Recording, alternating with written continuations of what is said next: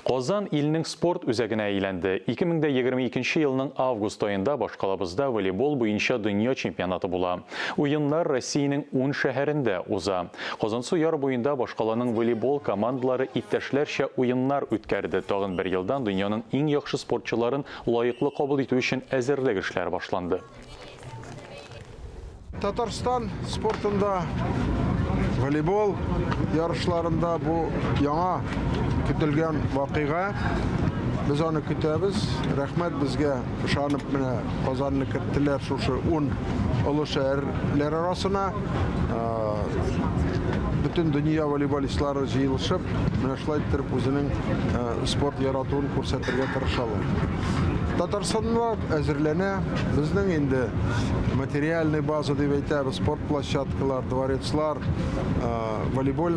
voleybol центры әзір.